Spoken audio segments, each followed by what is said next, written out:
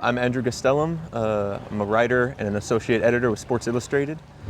If you walk around Como, you can't miss the stadium. I mean, from just looking at the stadium from a scenic perspective, it's one of the most beautiful areas of a stadium in world football. The stadium itself is quite old, but it's also an historical monument. So in Como, you can't miss it. It's right on the water. It's right next to the city center. So it's always around. But, you know, right when you start seeing things pop off, Serie C, Serie B, Serie A, people start talking about it. And only recently they just started getting, you know, shops in the center of the city, in the town, up and down the lake. All the small shops will have Como gear in it. So it's kind of been this masterpiece of marketing and publicity by the club to get things going and get more interest going up and down the lake. It's more a point of the club to make sure that they maintain, sustain their relationship with the community, which they're trying to do. They're opening a lot of shops all over the place. They're trying to get into communities with a lot of events for kids, for families. They're trying to bring people who might not have come to the stadium before to the stadium. They're keeping season tickets low if you're a returning member. They're valuing loyalty. And they're also, with this project of the new stadium, trying to make it where there's the center of it is the community. The main difference would be seeing packed crowds on a Sunday afternoon, a Saturday afternoon around the stadium. Whereas before, you know, the stadium's only about 10,000 capacity anyways, but now there's people that are going to the bars and the pubs and want to be around the ambiance.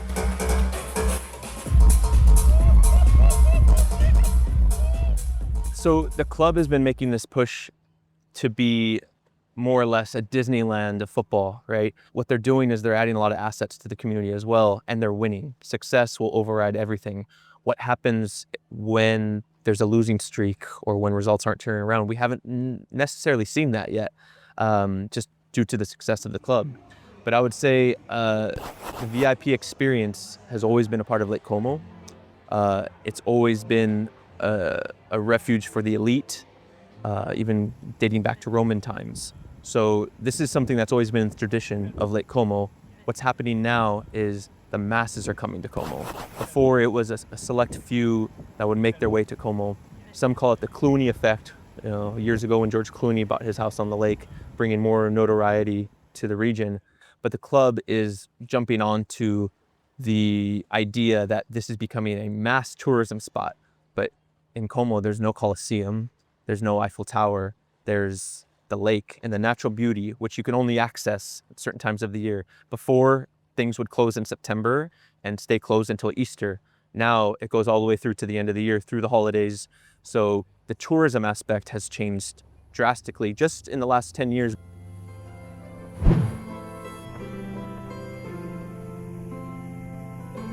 Here we are in the town of Laio.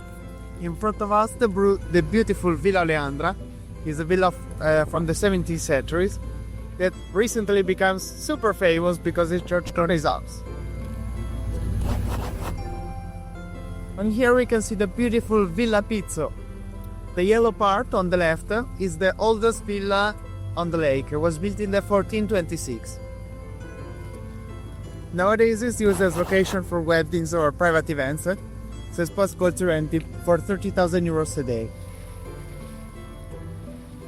This is the gorgeous Villa d'Este. It's the most prestigious 5-star hotel on the lake and also one of the oldest in Europe. What the club is doing now is jumping on that as well, and you can't fault them for that because it's part of the ambiance, it's part of the atmosphere. What they're doing is saying, you know, there is no main landmarks to come see. All the landmarks are truly natural. So on a sleepy Sunday afternoon or on a Saturday or Friday night, come to the stadium, come see Como in action, and we're going to try to provide a style of football that is also appealing, and everything goes hand in hand. Staying with the Disneyland reference, Disneyland is open 12 months a year, right? And so the club wants to have a stadium that is accessible and open throughout the year, not just during football season, not just, as you say, during the 19 games plus cup games.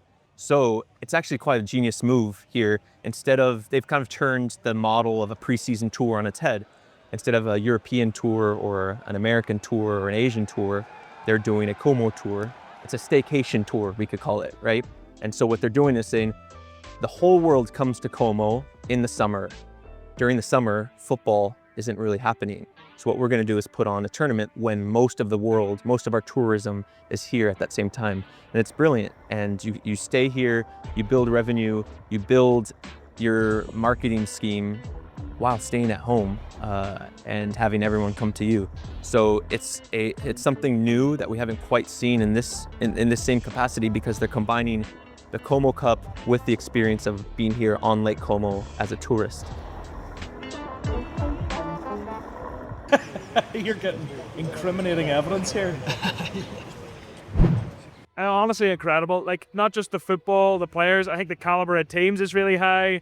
It's that right point in pre-season where they're all kind of competing and trying. They're not just throwaway games. And then on top of that, it's just like the things they do in the day around that. You know, boat tours and Vespa tours and pizza, which I like. Pasta, beer. It's amazing. There's just so much to do. It's so beautiful. They've been brilliant. Very VIP.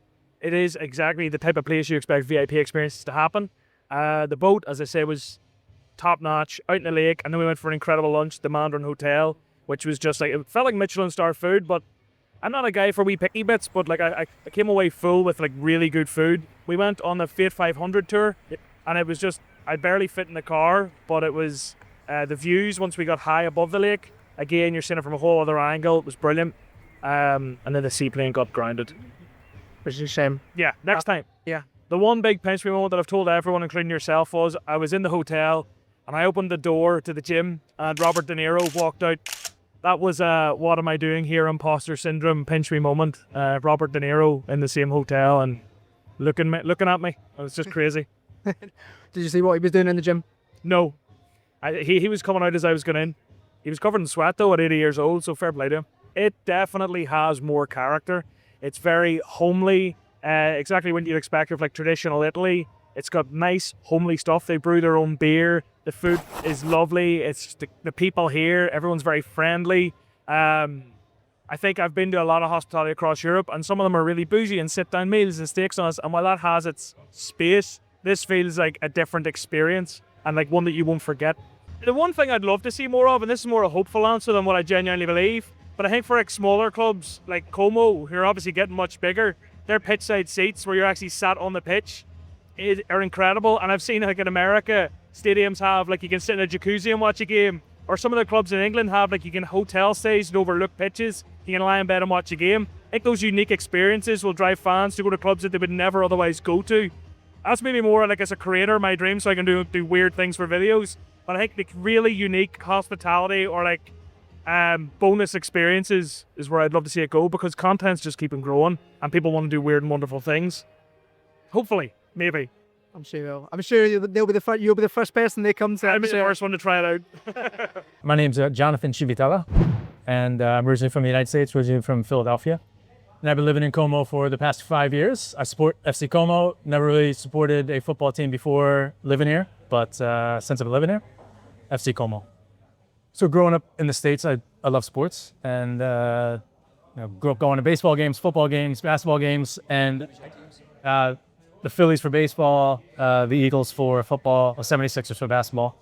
And coming over here, I kind of missed that like cultural experience. And coming here, it was kind of like almost like a college team, because when I started supporting them, they were in the Stadio B. So no one would really be going to the games. It was cheap. I could walk to the game. My buddy lives around the corner, so we decided, hey, let's go to the game and kind of get that sports cultural experience that we both kind of missed from the States.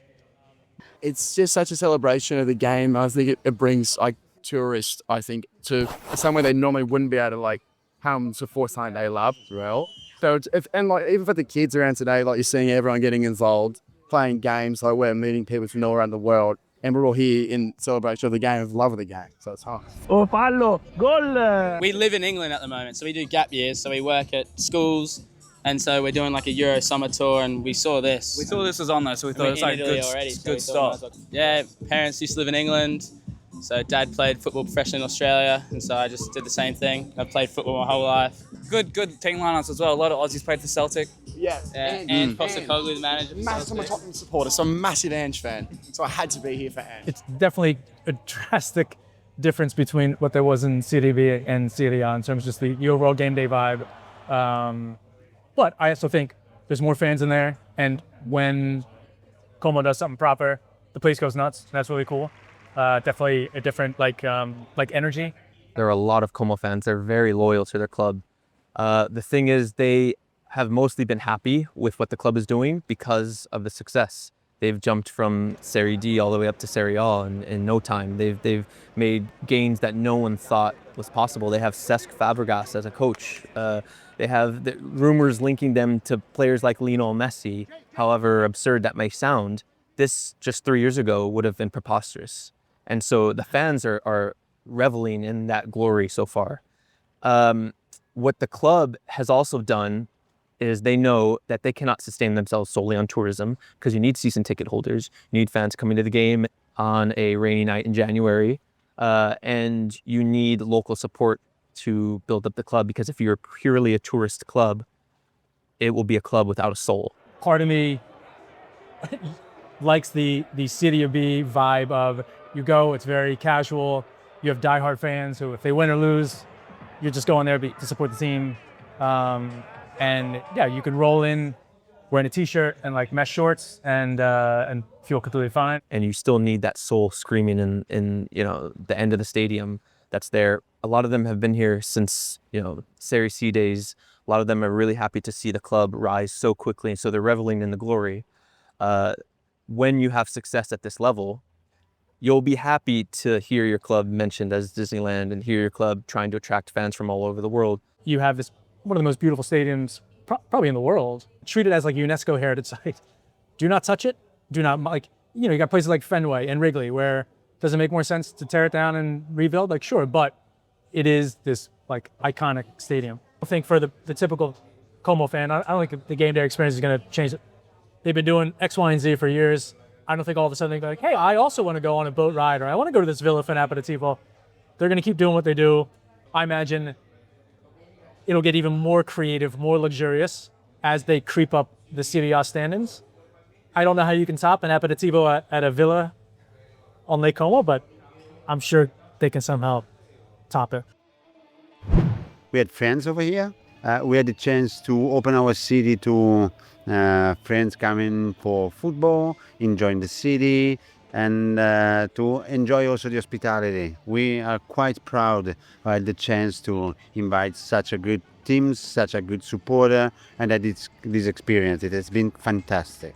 For us, it's very stressful, but we want so much to be open to our Europe, and that's why we will see the next 99 editions. I haven't seen any comparison to what Como is doing. It's quite unique. And the club has found a way to match tourism with football. It's not just for the avid football fan who wants to go see a game in every Serie A town across the country. It's for the family, it's for the people who are coming to Como already on vacation. Can you get a Thursday night here, in a European competition? Can you get a stadium that's known as a historical landmark and historically protected? Can you renovate that in a timely fashion? In 5 to 6 years, it depends on those factors, those two factors alone. If everything goes to plan, this becomes one of the elite matchday experiences in global soccer.